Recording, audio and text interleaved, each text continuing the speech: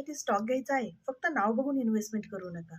Long टर्मसाठी investment कशी करायची, त्यासाठी मी तुम्हाला काही कंटेंट देते. पॉइंट आहे स्ट्रॉंग बिझनेस मॉडेल. म्हणजे ती कंपनी काय करते, फ्युचरमध्ये त्या सेक्टरला डिमांड आहे का, हे आधी चेक करायचं. सेकंड पॉइंट आहे रेव्हेन्यू आणि प्रॉफिट ग्रोथ.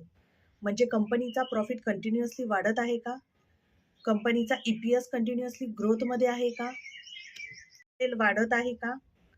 जर कंपनीमध्ये ग्रोथ नसेल तर तो स्टॉक तुम्हाला लॉंग टर्मसाठी स्लो करू शकतो.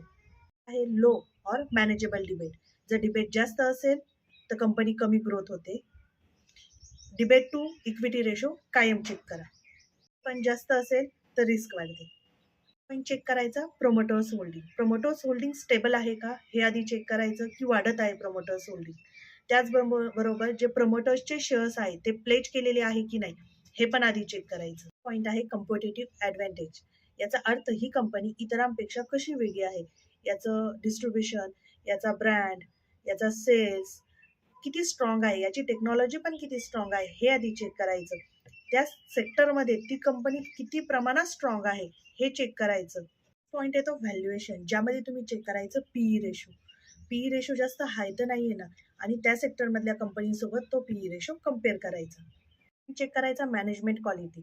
याचा अर्थ जो CEO आहे किंवा मॅनेजमेंट आहे ते ट्रस्टवर्थी आहे ना, बरोबर, याचा काही पास्ट कॉन्ट्रोवर्सी तर नाही ना, हे आधी चेक करायचं. सोप्या भाषेत सांगायचं, स्ट्रॉंग बिझनेस, लो डिबेट, growth is equal to good long term stock. हा व्हिडिओ फक्त एज्युकेशनल पर्पज आहे. इन्व्हेस्टमेंट करण्यापूर्वी स्वतः रिसर्च करा. थँक्यू. माझ्या चॅनलला लाईक करा, सबस्क्राईब करा, फॉलो करा. धन्यवाद.